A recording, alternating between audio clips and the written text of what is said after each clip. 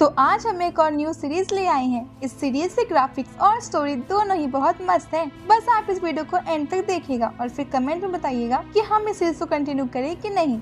तो कहानी की शुरुआत करने से पहले बता दें कि हमारे हीरो का नाम लिंग यून है और वो अभी मार्शल आर्ट कल्टीवेशन के 3rd लेवल पर है। लेकिन इस वर्ल्ड में जो स्ट्रॉन्ग होगा लोग सिर्फ उसी की इज्जत करेंगे। मगर अब हमारा हीरो 3rd लेवल पर होने के बाद भी 3rd लेवल के कल्टीवेटर जितना स्ट्रॉन्ग नहीं है। इसीलिए इस कहानी की शुरुआत इसके पिटने के साथ होती है। हम देखते हैं कि कुछ डेसिपर्स जो कि अभी 3rd लेवल पर भी ही नहीं है, वो भी लिंग यून को धक्का मारकर सेक्ट से निकाल रहे हैं। वैसे लिंग यून एक ओल्ड मैन के साथ रहता है जो कि तलवारों का काम करते हैं। जैसे कि किसी लड़ाई के बाद या फिर कुछ समय के बाद हर तलवार अपनी धार छोड़ देती है, इसलिए वो ओल्ड मैन पैसे के बदले उन तलवारों की धार बनाते हैं और उनकी ऑरा को मेंटेन करते हैं। वैसे लिंग यून भी उनके साथ रहकर उनकी मदद करता है। तो अब इस सेक्ट वाले धक्का मार कर निकाल देने के बाद लिंग यून वहाँ से भागता है क्योंकि बहुत तेज बारिश हो रही है। इसके बाद अब भागते भागते वो एक गुफा के अंदर पहुँच जाता है। वैसे ये गुफा देखने में बहुत अजीब है, मगर अब लिंग यून इस चीज पर ज्यादा ध्यान नहीं देता है और तुरंत वहीं बैठ जाता है। उसे बस बारिश रुकने का इंतजार था।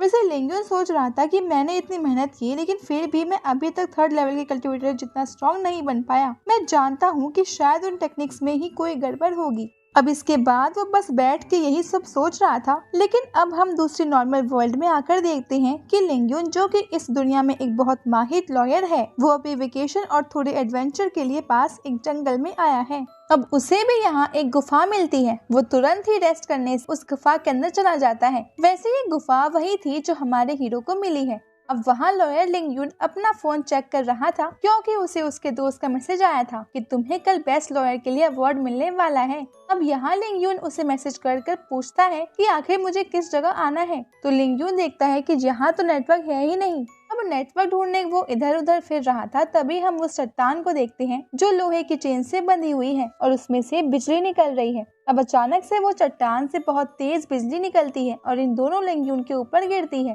अब यहाँ दोनों लिंग यून एक ही सोल स्पेस में आ चुके थे। वैसे यहाँ दोनों को ही समझ नहीं आ रहा था कि आखिर अभी अभी उनके साथ ये हुआ क्या। लेकिन तभी हम देखते हैं कि उन दोनों की सोल आपस में कनेक्ट हो रही है। इसके बाद अब हमारे कल्टीवेशन वाली वर्ल्ड वाले लिंग यून की आंखें खुलती हैं। वैसे इस सब में उन दोनों लिंग यून की सोल आपस में कनेक्ट हो चुकी थी, मगर अभी लिंग यून दोनों तरह से सोच पा रहा था क्योंकि हम देखते हैं कि लिंग यून उठते ही आसपास अपना फोन ढूंढने लगता है, मगर फिर अचानक से उसे याद आता है कि उसे तो शू जियाओ की तलवार उसे वापस करनी है। दरअसल शू जियाओ कल्टीवेशन में लिंग यून की सीनियर है और उसने अपनी तलवार लिंग यून को दी थी ओल्ड मैन से उसका ऑरा ठीक कराने के लिए। अब लिंग यून भागता है और तुरंत स्वॉर्ड वॉशिंग पवेलियन जाता है जहां ओल्ड मैन ने ऑलरेडी उस तलवार को रेडी कर रख दिया था। अब लिंग यून उस तलवार को उठाता है और तुरंत सेक्ट की तरफ भागता है। अब सेक्ट में आकर वो देखता है कि शू जियाओ और 4 डेसिपल अभी उसका इंतजार कर रहे हैं। वैसे वो थोड़ा लेट था, इसलिए वो यहाँ आते ही सबसे पहले माफी मांगता है, लेकिन तभी एक डेसिपल फेंग लिंग यून को लात मारकर नीचे गिरा देता है। साथ ही वो लिंग यून से कहता है कि तुम सिस्टर जियाओ के सामने सर उठाए कैसे खड़े हो। इसके बाद अब लिंग यून सर झुका के जियाओ को वो तलवार दे देता है। वैसे फेंग अब फिर से लिंग यून पर अटैक करने वाला था, लेकिन तभी जियाओ पीछे मुड़ती और उस तलवार को ले लेती है। वैसे जियाओ इतनी सुंदर थी कि हमारा हीरो की नजर उसकी तरफ से हट ही नहीं रही थी, मगर अब जियाओ वहाँ से जाने लगती है, पर वो लिंग यून से कहती है कि तलवार का बहुत अच्छे से ख्याल रखना। और अब इसके बाद वो लिंग यून को एक बोतल दे देती है जो कि उसके काम की पेमेंट थी। अब इसके बाद जियाओ वहाँ से चली जाती है और लिंग यून उस बोतल को उठाने लगता है, लेकिन तभी फेंग फिर से लिंग यून को किक करता है जिससे लिंग यून दूर फेंक जाता है। वैसे अब हमारा लिंग यून तो ये बेइज्जती सह लेता है क्योंकि वो यही सहते आ रहा था, इसलिए वो आज तक स्ट्रॉन्ग नहीं बन पाया। लेकिन अब लॉयर लिंग यून ये कभी नहीं सह सकता था। हम देखते हैं कि फेंग अभी लिंग यून के ऊपर अपना पैर रखे हुए था, तो अब लिंग यून पहले थोड़ा पीछे आता है और अब इसके बाद वो जंप करके सीधा फेंग को किक करता है। अब फेंग लिंग यून को कहता है कि अरे सोया हुआ शेर जाग गया, लेकिन कुछ भी कर लो तुम किसी भी तरह मुझे नहीं हरा सकते, समझे। वैसे अभी लिंग यून उसकी बॉडी की फ्लेक्सिबिलिटी देखकर शॉक था क्योंकि हमारा हीरो भले ही वीक है मगर फिर भी उसने मेहनत में कभी आलस नहीं किया है, इसीलिए उसकी बॉडी बहुत ज्यादा फ्लेक्सिबल है। अब इसके बाद उनमें फिर से लड़ाई स्टार्ट हो जाती है, लेकिन अब हम देखते हैं कि लिंग युन फैंग पर भारी पड़ने लगा है, जिस कारण फैंग को भी बहुत ज्यादा गुस्सा आने लगता है और अब वो अपनी मार्शल आर्ट के साथ साथ अपनी कल्टीवेशन एनर्जी का भी यूज करता है। वैसे उसके स्किल तो अभी लिंग युन के बराबर ही है, लेकिन उसकी एनर्जी लिंग युन से थोड़ी ज्यादा है, इस कारण से वो अब लिंग युन पर भारी पड़ रहा था। अब हम देखते हैं कि फैंग अपनी एनर्जी का यूज कर लिंग युन को नीचे फेंक देता है, मगर अब इसके बाद लिंग युन खड़ा होता है और अपनी एनर्जी का यूज करता है, जिसके बाद वो फैंग पर भी भारी पड़ने लगा था।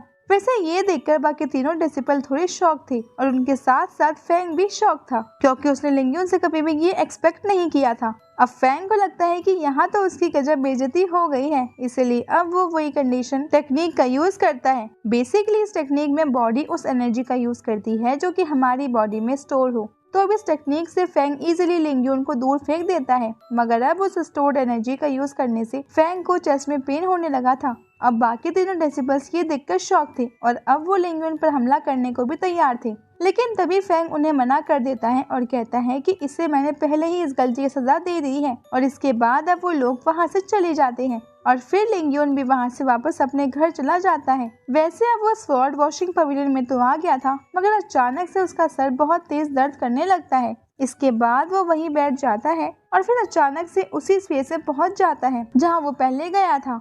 अब आने के बाद उसे वो सारी यादें दिखती हैं जिनमें सभी ने लिंग युन की बहुत बेइज्जती की है। अब यहाँ वापस होश में आकर लिंग युन कहता है कि मैं एक लॉयर हूँ और ये मेरा काम है कि भगवान ने मुझे यहाँ भेजा है, तो मैं इसके लिए इंसाफ करूँ। इसके बाद अब वो डिसाइड करता है कि वो अब आउटर डेसिबल बनेगा, लेकिन भले ही अब उसका लेवल सही है आउटर डेसिबल बनने को, मगर उसकी पावर उसे बढ़ानी पड़ेगी और वो सिर्फ हार्ड ट्रेनिंग से ही बदली जा सकती है। अब वैसे भी अभी तक लिंग युन को ऐसे नॉर्मली कोई भी प्रॉब्लम फेस नहीं करनी पड़ती थी, क्योंकि वो ओल्ड मैन के साथ रहकर उनका काम करता था, जिसके बदले उसे खाना पानी और कुछ पैसे भी मिल ही जाते थे। लेकिन अब लिंग युन को आगे बढ़ना था, इसलिए सबसे पहले वो अपने कंफर्ट जोन को छोड़ने का डिसाइड करता है। इसके लिए वो सीधा ओल्ड मैन के पास जाता है और उन्हें सारी बातें बताता है, जिस पर ओल्ड मैन कहते हैं कि तुमने बिल्कुल सही डिसीजन लिया है, हर किसी को अपनी लाइफ में आगे बढ़ने का हक है। अब लिंग युन उन्हें हर चीज के लिए थैंक्स कहता है, क्योंकि उन ओल्ड मैन ने ही लिंग युन को स्वॉर्ड रिलेटेड नॉलेज दी है। लेकिन इसके बाद अब ओल्ड मैन उसे उसी कमरे में सीक्रेटली रखी हुई एक सीक्रेट पेंटिंग देते हैं। वैसे अब लिंग युन उसे लेने से मना कर रहा था और कह रहा था कि नहीं, मैं इसे नहीं ले सकता, ये बहुत रेयर चीज होगी और मेरे पास इसके बदले आपको देने के लिए कुछ भी नहीं है। मगर अब ओल्ड मैन कहते हैं कि नहीं, मुझे इसके बदले कुछ भी नहीं चाहिए। वैसे भी मैं अभी तक इस पेंटिंग को समझ तक नहीं पाया हूँ और अब इतनी एज हो जाने के बाद मुझे तो उम्मीद भी नहीं है कि अब मैं आगे से कभी समझ भी पाऊंगा, इसलिए मेरी बात मानो और इसे अपने पास ही रखो। इसके बाद लास्ट में अब लिंग युन उस पेंटिंग को ले लेता है और फिर अब ओल्ड मैन उससे कहते हैं कि अब तुम यहाँ से आजाद हो, अब कोई भी तुम्हें मेरा गुलाम नहीं कहेगा। तो इसके बाद अब लिंग युन वहाँ से चला जाता है और अब अगले सीन में हम आ जाते हैं एक खाली जगह पर, जहाँ हमारा हीरो उस खास पेंटिंग को देख रहा था। वो देखता है कि उस पेंटिंग में टाइगर बना हुआ है, वो शेडो टाइगर था और वो अचानक से बाहर निकलकर लिंग युन की तरफ हमला करता है। लेकिन अब जैसे ही लिंग युन उसे अपनी तरफ आते हुए देखता है तो तुरंत ही उस पेंटिंग स्क्रोल को बंद कर देता है। वैसे उसे ये समझ आ गया था कि ये पेंटिंग उसे एक टेक्निक के बारे में बता रही है और वो टेक्निक और कोई नहीं बल्कि फेमस टेक्निक टाइगर फिस्ट है। अब हमारा हीरो टाइगर फिस्ट टेक्निक की ट्रेनिंग करना चालू कर देता है। वो अपनी एनर्जी को अपने हाथ में कंट्रोल कर उसको सही फ्लो करने को सीखने की कोशिश कर रहा था और साथ ही वो इसे अपनी मार्शल आर्ट के साथ मिला रहा था। लेकिन अब तभी उस पर एक लड़का हमला कर देता है। वैसे इस लड़के ने मास्क पहन रखा था।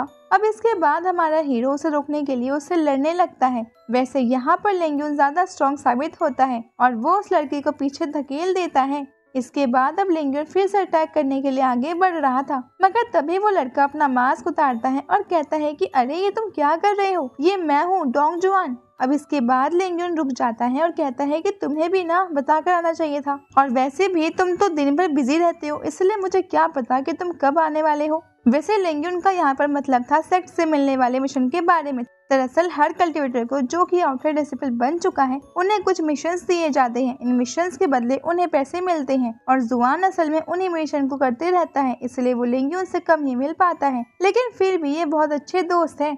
इसके बाद अब हम देखते हैं कि रात होने वाली थी और वैसे भी लिंगुन के पास कोई घर तो था नहीं रहने के लिए, इसलिए वो एक अच्छी सी गुफा ढूंढ लेता है। वहाँ पर लिंगुन अभी जुआन को खाने के लिए एक बना देता है, जिसके बाद यहाँ पर जुआन लिंगुन से कहता है कि तुम कह रहे थे कि मैं दिन भर बिजी रहता हूँ, लेकिन ये बात तो तुम भी जानते हो कि आउटर डिसिपल बनने के बाद भी हमें बहुत कम पैसे दिए जाते हैं, इसलिए मुझे दिन भर मिशन करने पड़ते हैं, वरना मैं खाने के पैसे भी नहीं निकाल पाऊंगा। इस पर अब लिंगुन खुद से कहता है कि ये दुनिया भी बाकी दुनिया की तरह ही है, यहाँ पर भी पैसे की वही कीमत है। अब जुआन कहता है कि तुम यहाँ पर क्यों रह रहे हो, क्या तुमने ओल्ड मैन के साथ रहना छोड़ दिया? जिस पर लिंगुन कहता है कि वहाँ पर मैं ट्रेनिंग सही से नहीं कर पा रहा था, इसलिए मैंने सोचा कि क्यों ना अब अकेला ही रहा जाए। इसके बाद अब जुआन फैंग की बात करता है। वो कहता है कि मैं जानता हूँ कि आज तुम्हारे साथ क्या हुआ, वैसे मैं ये भी जानता हूँ कि उसमें तुम्हारी कोई गलती नहीं होगी, क्योंकि वो फैंग सच में अपने आप को बहुत बड़ा 30 मार खा समझता है। उसे खुद तो कुछ नहीं आता, वो बस अपने फादर जो कि एल्डर है और अपने भाई के दम पर उछलता रहता है। दरअसल फैंग का भाई आफ्टर डिसिपल की लिस्ट में टॉप 10 में आता है, इसी कारण से फैंग उन दोनों के दम पर उछलता रहता है और उसे कोई कुछ भी नहीं कहता। मगर अब लिंगुन कहता है कि कोई बात नहीं, अब उसकी बात छोड़ो। इसके बाद अब जुआन लिंगुन से कहता है कि चलो भाई, मैं तुम्हें एक मस्त जगह पर लेकर जाता हूँ। और इसके बाद अगले सीन में वो लोग पहुंच चुके थे जुआन के घर पर। दरअसल ये वही घर है जहाँ पर जुआन 1 साल पहले रहा करता था, जब वो आउटर डिसिपल नहीं बना। अब इसके बाद जब लिंगुन उस घर को देख रहा था, तभी जुआन अब उस घर की चाबी निकालकर लिंगुन को दे देता है और कहता है कि ये लो भाई, अब तुम यहाँ पर आराम से रह सकते हो। लेकिन इस पर लिंगुन साफ मना कर देता है और कहता है कि नहीं भाई, ये तुम्हारा घर है, मैं इसे कैसे ले सकता हूँ। अब इस पर जुआन कहता है कि अरे तुम भी कमाल की बात कर रहे हो, तुम तो जानते ही हो मैं अभी आउटर डिसिपल बनने के बाद मुझे क्लीन में ही रहना पड़ रहा है और मैं मिशन के चक्कर में पूरे दिन बाहर ही रहता हूँ, क्योंकि मुझे मिशन करने होते हैं जिनके लिए मुझे टीम के साथ जाना पड़ता है। तो फिर यहाँ पर कोई भी नहीं रहता, इसलिए तुम यहाँ आराम से रह सकते हो। अब इसके बाद जुआन कहता है कि चलो ठीक है, अब तुम इस चाबी को रखो और मुझे जाने दो, क्योंकि मुझे वैसे भी मिशन पर जाना है। और अब चाबी देने के बाद जाते जाते वो लिंगुन से ये भी कहता है कि तुम यहाँ पर अपना सामान जमा लेना, मैं रात को जैसे ही टाइम मिलेगा तो तुम्हारे लिए खाना ले आऊंगा। अब इसके बाद जुआन वहाँ से चला गया था और लिंगुन यहाँ पर अपना सामान जमाने लगा था। अब तभी उसे एक लेटर मिलता है, जो कि लेटर नहीं असलियत में एक पेपर था, जिस पर लिंगुन ने बहुत पहले कुछ बातें लिखी थी। वैसे उसने इस पर सिर्फ अपने उन खर्चों के बारे में लिखा था जो उसने बेफिजूली में किए थे, और अब उनकी ही वजह से उस पर बहुत सारा कर्जा आ चुका है। तो अब वो इसी चीज का दुख मना रहा था और सोच रहा था कि मुझे तब अपने आप पर कंट्रोल रखना चाहिए था, क्योंकि इनकी वजह से ही मैं आज फालतू कर्जों में डूबा हूँ। वैसे इसी की वजह से वो उन ओल्ड मैन के वहाँ पर काम कर रहा था और इसीलिए ही सभी लोग उसका नौकर कहकर चिढ़ाते थे। अब इसके बाद वो सोचता है कि उसे वो पेंटिंग फिर से खोलकर देखनी चाहिए, क्योंकि वो ये जानता था कि वो बहुत रेयर चीज है। लेकिन अब वो जैसे ही उसे फिर से खोलता है तो उसके अंदर से एक डार्क एनर्जी बाहर निकलनी चालू हो जाती है, जो कि अभी लिंगुन की ही तरफ बढ़ रही थी। लेकिन अब वो उसे देखता है और तुरंत ही उस स्क्रोल को फिर से बंद कर देता है। इसके बाद वो सोचता है कि क्या उसे गिव अप कर देना चाहिए, और फिर अब वो वहाँ से जाने भी लगता है। लेकिन तभी अचानक से उसका कदम खुद से ही रुक जाते हैं और वो खुद से कहता है कि ऐसा कब तक चलेगा, मैं कब तक ऐसे ही किसी चीज के बारे में सोचकर उसे छोड़ दूंगा। और अभी वो लॉयर वाला लिंगुन उससे कहता है कि क्या सच में तुम्हारे कर्जे इस तरह से पूरे हो सकते हैं, और क्या तुम इस तरीके से आगे बढ़ पाओगी। अब लिंगुन के अंदर मोटिवेशन की एक आग जग जाती है और वो तुरंत ही उस स्क्रॉल को उठा लेता है और बाहर की तरफ जाता है। यहाँ आने के बाद अब वो उस स्क्रॉल को ओपन करता है और अब हम देखते हैं कि वो टाइगर उस स्क्रॉल से बाहर निकल कर आ जाता है। दरअसल वो टाइगर सिर्फ एक मार्शल आर्ट की टेक्निक से बना हुआ है। ये टेक्निक किसी भी कल्टिवेटर को ये सिखाती है कि आखिर उसे किस तरीके से टाइगर फिश की ट्रेनिंग करनी है। अब ये बात तो हम भी जानते हैं कि किसी भी चीज को एक दिन में सीखा नहीं जा सकता, हर चीज ट्रेनिंग के साथ साथ इम्प्रूव ही होती जाती है, और ये टाइगर उसी का सबूत है। ये हमारे हीरो को टाइगर फिश टेक्निक एक दिन में सिखाएगा, लेकिन उसकी पावर तभी बढ़ेगी जब हमारा हीरो रोज इस टेक्निक की प्रैक्टिस करेगा।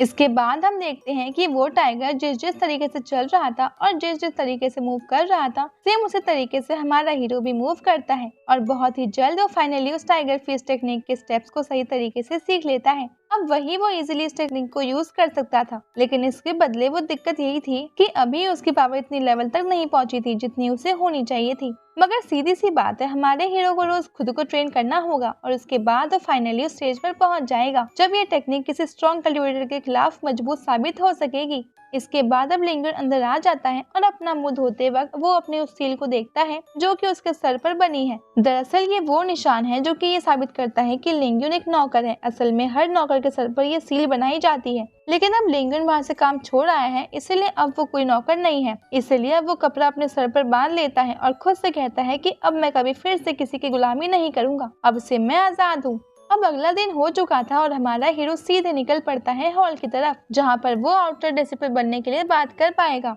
लेकिन अब यहाँ पर आने के बाद वो देखता है कि कई सारे डेसिबल ऑलरेडी वहाँ पर बैठे हुए हैं और वहीं पर एक मास्टर भी बैठे हुए थे। अब हमारा हीरो उनके पास जाकर खड़ा होता है तो वो कहते हैं कि अरे मैं तो तुम्हें पहचानता हूँ, तुम सच में बहुत फेमस हो, तुम वही हो ना जो उस ओल्ड मैन के लिए काम करते हो, और मैंने सुना है तुम बहुत अच्छे से तलवार ठीक करते हो। अब लिंगन उनसे कहता है कि आज मैं यहाँ पर आउटर डेसिबल बनने की बात करने के लिए आया हूँ। इस पर वो मास्टर कहते हैं कि अच्छा, ये तो अच्छी बात है। अब लिंगन उनसे कहता है कि देखिए, मुझे पता है कि कल्टीवेशन के 3rd लेवल पर पहुंचने के बाद कोई भी कल्टीवेटर आराम से आउटर डेसिबल बन सकता है, इसीलिए मैं आपसे रिक्वेस्ट करता हूं कि आप आगे की बात करें। तो वो मास्टर कहते हैं कि हाँ, तुमने बिल्कुल सही कहा, हमारे यहाँ पर यही रूल है कि कोई भी 3rd लेवल कल्टीवेशन से अगर ऊपर होगा तो उसे हम आउटर डेसिबल बना लेंगे। वैसे इसके बाद वो मास्टर रुक जाते हैं और अपनी चाय का एक घूंट पीते हुए कहते हैं कि मुझे माफ करना, लेकिन हम तुम्हें आउटर डेसिबल नहीं बना सकते। इसके बाद अब लिंगन को थोड़ा गुस्सा आता है और वैसे भी अब उसके बॉडी में एक लॉयर है जो कि जाग चुका था,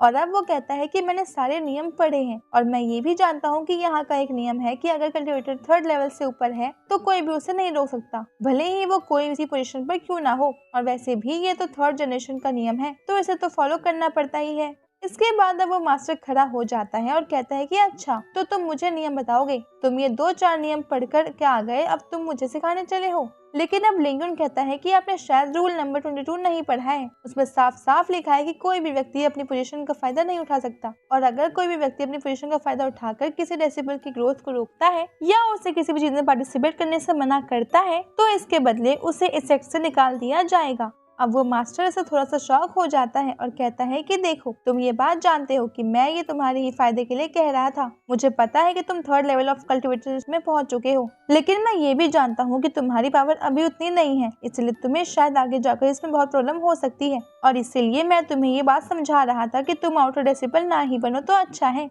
लेकिन इसके बाद अब बाकी डेसिबल भी उनके पास आने लगे थे, तो अब वो मास्टर कहता है कि ठीक है, अगर तुम सच में आउटर डेसिबल बनना चाहते हो तो इनमें से किसी भी एक डेसिबल से फाइट करो, अगर तुम उसके 10 मूव से बच गए तो मैं तुम्हें आउटर डेसिबल बना लूंगा। तो अब लिंगन तो इस चीज के लिए पूरी तरीके से रेडी था। तभी हम फैंग को देखते हैं जो कि वही खड़ा हुआ था। तो अब आगे आने के बाद कहता है कि क्या तुम मुझसे फाइट करोगे, और मुझसे फाइट करने के बदले तुम्हें 10 मूव की जगह सिर्फ 5 मूव से बचना होगा। अगर तुम उन 5 मूव से बच जाते हो तो इसके बदले मास्टर तुम्हें आउटर डेसिबल बना लेंगे। अब लिंगन मास्टर से पूछता है कि क्या सच में मास्टर आप 5 मूव के बदले मुझे, तो अब मास्टर हाँ कर देते हैं, और फिर लिंगन फैंग से कहता है कि ठीक है, तो मैं भी अब लड़ने के लिए तैयार हूँ। इसके बाद अब उन दोनों में फाइट स्टार्ट हो जाती है। अब हम देखते हैं कि फैंग अपना पहला अटैक करता है जिससे लिंगन बहुत इजीली बच जाता है। फिर फैंग दूसरा अटैक करता है तो लिंगन उससे भी बच जाता है। इसके बाद अब फैंग को गुस्सा आने लगा था तो वो तीसरा और चौथा अटैक एक साथ करता है, लेकिन हम देखते हैं कि लिंगन उससे भी बच जाता है और साथ ही अपनी पावर से फैंग को किक कर दूर फेंक देता है।